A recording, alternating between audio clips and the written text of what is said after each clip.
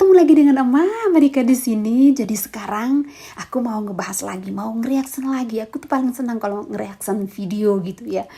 Nah, kali ini tuh aku pengen tahu sih, seperti apa sih sebenarnya pria yang menjadi pilihannya Ayu Ting Ting. Kriterianya seperti apa sih? Seperti apa juga kalau mempunyai anak ya. Tanggapan anak kita sama kita kalau kita mau punya pacar lagi atau mau membina rumah tangga lagi, mempunyai pasangan lagi. Seperti apa sih sebenarnya tanggapan anak kita dalam hal ini Bilqis ya yang akan kita bahas di sini. Pasti seru deh. Teman-teman pasti sudah tahu lah, sudah nonton, mungkin banyak yang sudah nonton. Tapi nggak ada salahnya saya kasih lagi video ini. Saya bicara dari sisi saya dan teman-teman bisa berkomentar dari sisi teman-teman. Oke, mari kita lihat sama-sama. Jika cowok yang membuat Ayu Ting Ting nyaman itu yang kayak gimana? Kalau sekarang aku nyarinya karena udah ada Bilqis, Iya. Jadi harus yang benar-benar bisa terima Bilqis banget-banget, yang bisa sayangin dia. Karena kan selama ini kan dia belum pernah yang namanya merasakan kasih sayang dari seorang ayah kan gitu. Walaupun udah dapet sama ayah gitu kan setiap hari. Cuma pengen aja gitu laki-laki yang benar-benar tulus aja gitu, tulus, bertanggung jawab, bisa menyayangi dia. Sekarang cintain Bilqis dulu deh. Kalau sama aku mah gampang. Sini Ayu Ting Ting sudah mengungkapkan bahwa cintai Bilqis dulu deh. Kalau aku mah gampang. Nah, di sini kelihatan sekali bagaimana perjuangan Ayu Ting Ting untuk Bilqis. Betapa sayangnya Ayu Ting Ting untuk Bilqis dan betapa seorang ibu hanya menginginkan yang terbaik untuk anaknya. Urusan cinta mah sama Ayu itu gampang.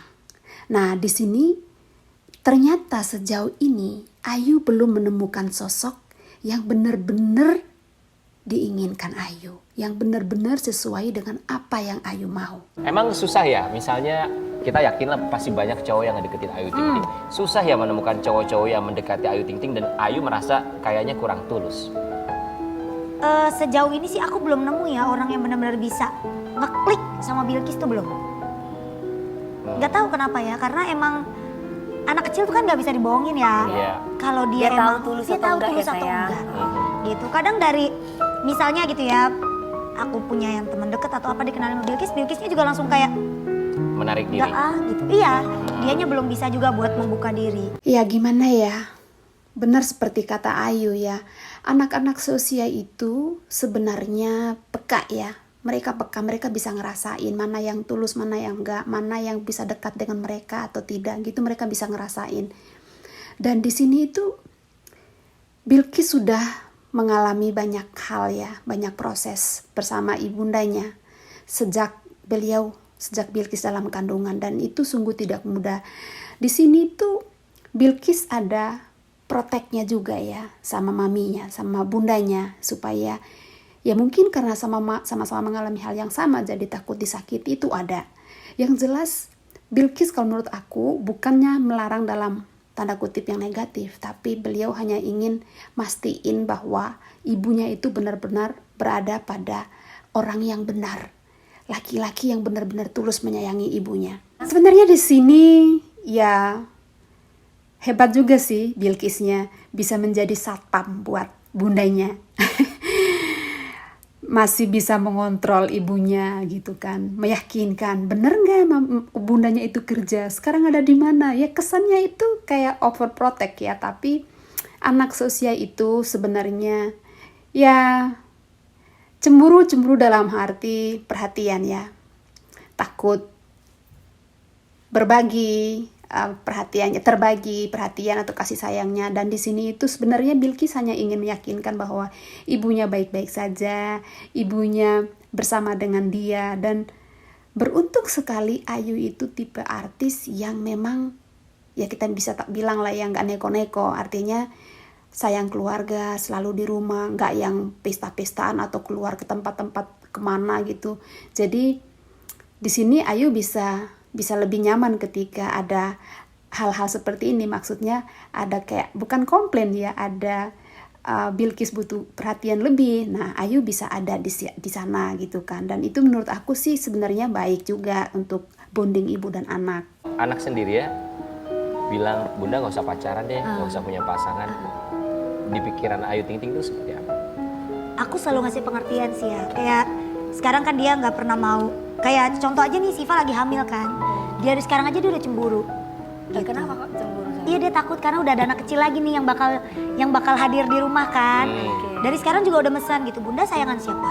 Sayangan Ikis apa sayangan Dede bayi? Padahal Dede bayinya belum ada. Nah, di sini aku senang dengan pertanyaan dari hostnya ya. Di sini tuh di acara ini benar-benar Ayu Ting Ting digali seperti apa perasaannya, apa yang dirasakan Bilqis gitu kan.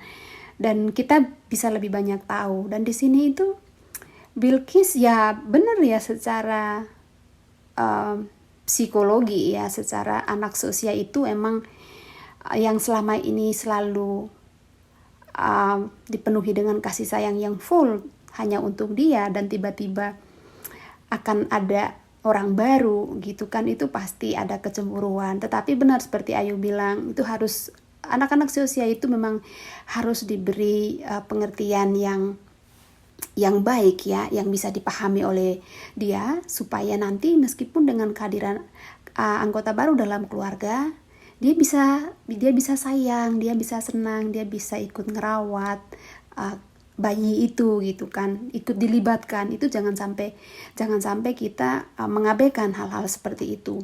Dan di sini tuh ya kalau Bilqis mengatakan bahwa Bunda jangan pacaran, ya itu hanya bentuk itu saja ya, namanya anak seusia itu ya, dia sayang ibunya, jadi dia ingin yang terbaik buat ibunya sih kalau menurut aku. Kadang aku suka bilang, Ikis mau gak punya adik? Pengen punya adik, tapi Ikis gak mau punya papa. Gimana cerita? Gimana Bilqis? Mungkin dia bisa merasakan apa yang Ayu rasakan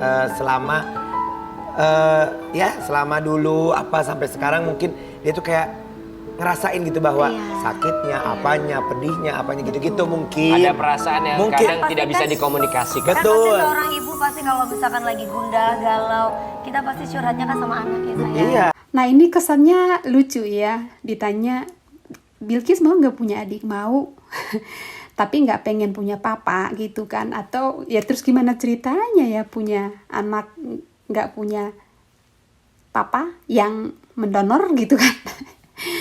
Ya, tapi di sini benar seperti kata Nasar ya, seperti yang sudah aku jelaskan di awal juga, bahwa keterikatan emosi antara Bilqis dan bundanya itu sudah terbentuk sejak Bilqis masih dalam kandungan. Jadi peristiwa-peristiwa sakit, pedih, susahnya Ayu, senangnya Ayu pada masa itu sampai sekarang itu ada pada Bilqis juga. Jadi dirasakan juga oleh Bilqis. Jadi kenapa di usia-usia sekarang seiring dengan berjalannya waktu, bertambahnya usianya Bilqis semakin mengerti, Bilqis semakin kayak memproteksi dirinya juga bundanya, supaya dia merasa supaya tidak disakiti gitu kan. Dia merasa supaya mereka disayangi, dia butuh kasih sayang, dia disayangi penuh oleh orang-orang sekitarnya. Nah, seperti itu. Dan kadang seorang ibu itu yaitu ya, benar seperti kata Ayu Ting Ting dan Dewi Persik, akan mudah untuk membicarakan segala sesuatunya tuh dengan anaknya. Bukan mengeluh, tapi seolah berbicara, cuman itu menyatu. Nah, sudah lihat kan seperti apa tadi wawancaranya, ternyata bisa jadi satpam kecilnya buat bundanya Ayu Ting Ting. Ya, begitulah ya sebenarnya hubungan atau relasi antara seorang ibu dan anak gitu kan. Mereka saling membutuhkan, saling memperhatikan. Dalam hal ini ada sedikit cemburu atau overprotect ya, tapi ya namanya anak kecil ya, dia wajar lah ya takut kehilangan atau terbagi kasih sayangnya ke orang lain gitu kan. Tapi apapun yang dilakukan Bilqis, bila kita arahkan dengan baik, diajak bicara dengan baik, dinasihati dengan baik, anaknya akan tumbuh menjadi pribadi yang tangguh, yang kuat, yang baik, yang bisa memahami tentang kehidupan, situasi di sekitarnya.